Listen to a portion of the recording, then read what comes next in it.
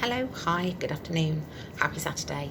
My name's Sam. I am a BA qualified integrative counsellor and a registered member of the British Association for Counsellors and Psychotherapists, otherwise known as the BACP. I wanted to pop online today really just to have a bit of a chat with you on the back of the most recent Channel 4 documentary, I Don't Trust My Therapist. I would love to sit here and sort of say to you that I'm surprised by some of the experiences highlighted within the documentary. However, I unfortunately don't feel like I'm able to do that. I have my own bad experiences and from when I was growing up and trying to access help, and I think that's some of the reason why I went into counselling myself, to kind of give support to people that need it and require it when I was never given that opportunity.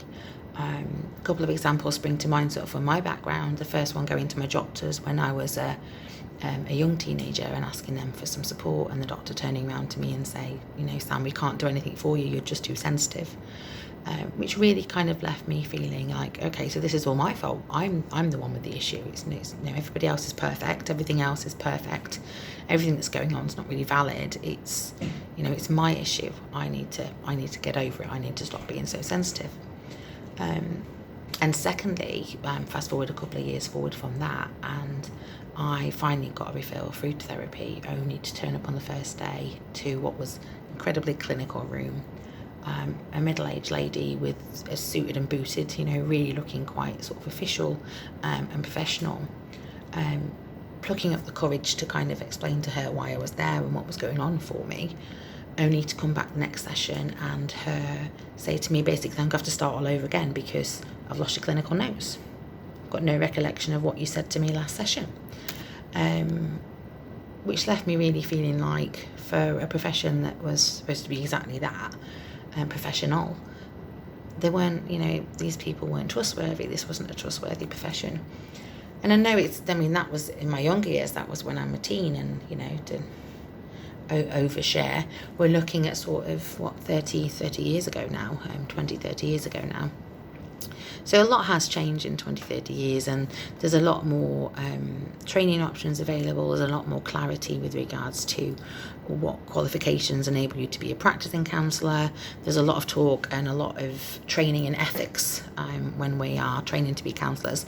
And as counsellors, we should, as a stipulation for the large majority of practicing courses, engage in an absolute minimum of 30 hours personal therapy ourselves, in the belief that really essentially we can only take a client as far as we've gone ourselves. So if we've got any of our own skeletons in our own cupboards, then it leaves us open to being kind of triggered within sessions. So to reduce that risk and make sure that we are working and present in, with the client's best interests all the time, then personal therapy is certainly something that we should be doing in our training, but actually something that as counsellors, I think most counsellors will quite happily hold their hands up and say, they go back and forth into throughout the rest of their career.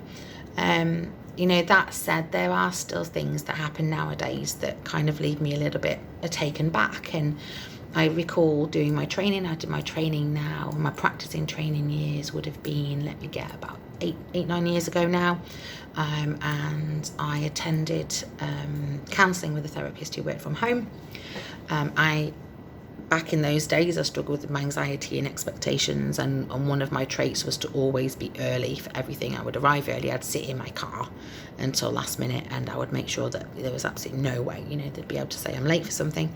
And I knocked on this counsellor's door 3 or 4 minutes early for them to not say hello, not say how are you, not say nice to meet you. The first words that actually came out of that counsellor's mouth was, "Oh, you're early," which really kind of impacted on my ability then to trust, talk to, explore anything with this counsellor at all. And having, starting my counselling journey, I certainly didn't have the courage at the time to say, right, ta-da, love, I'm off.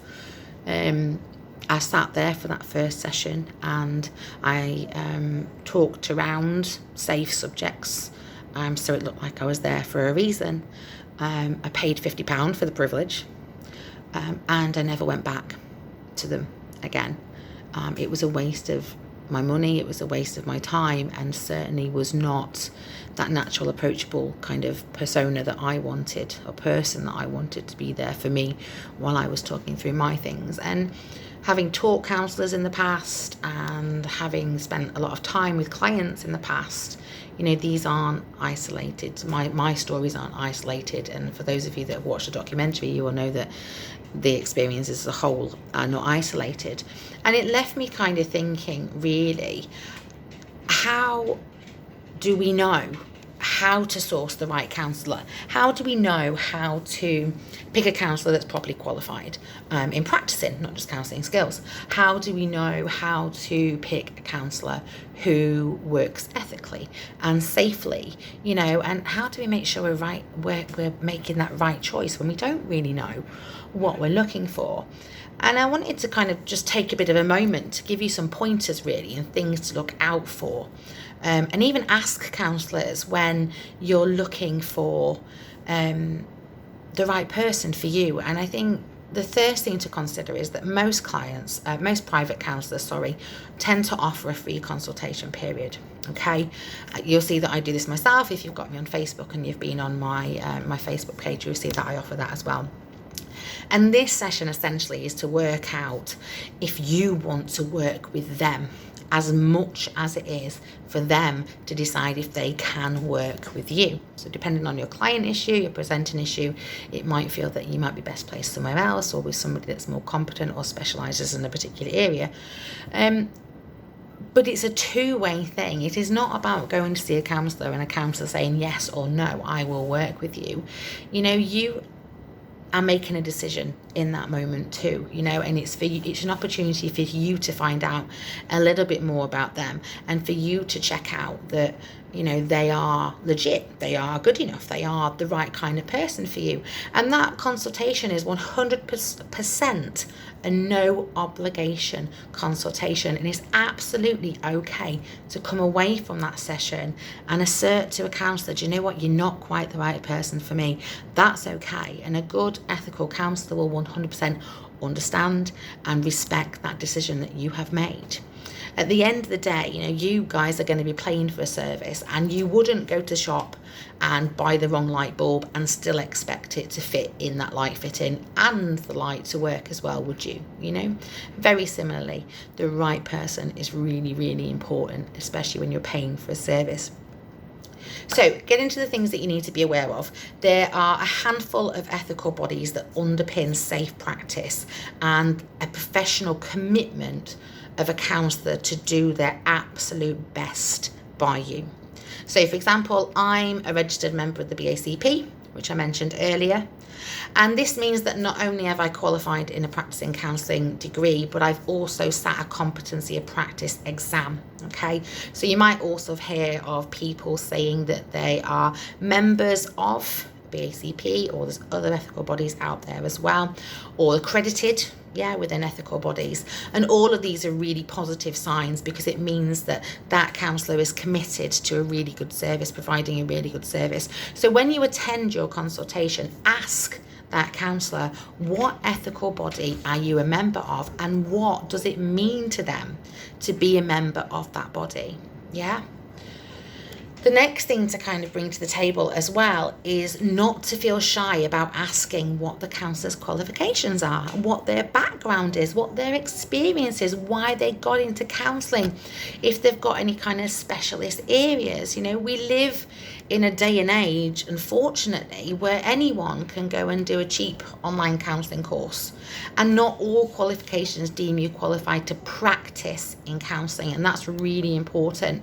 Some are aiming just to teach you transferable counselling skills to take into your other kind of roles, you know, and there's no regulations around this, unfortunately, at the moment. The BACP and other ethical bodies are working really, really hard to get some kind of regulation put into place to make it safer for you guys, for clients that are trying to find that support. But at the moment, they're not in place. So what I would say to you, if you're seeking that support, is be curious, ask those questions. No professional counsellor is going to scowl or question or query or think, gosh, what are they asking me that for?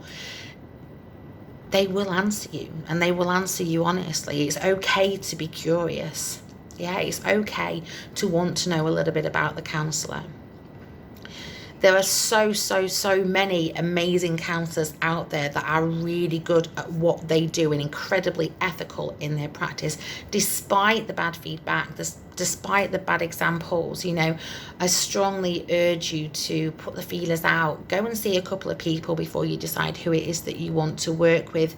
Don't take every bad story as a means to put you off. Your well-being and your mental health is absolutely important, and I am confident that all of the good professional counsellors out there would all agree with me when I say that counselling should be a positive experience, and that your counselling relationship, the relationship that you have with your counsellor, should be built on trust, respect, understanding, empathy. Yeah, so moving forward, think about what you want, think about what you need to know, ask those questions during your consultation, and, you know, really importantly is trust your gut. Go with who feels right as well as who looks right on paper. The right fit, the right person makes all of the difference. Have a lovely afternoon. Thanks for listening, and hopefully you found that really helpful.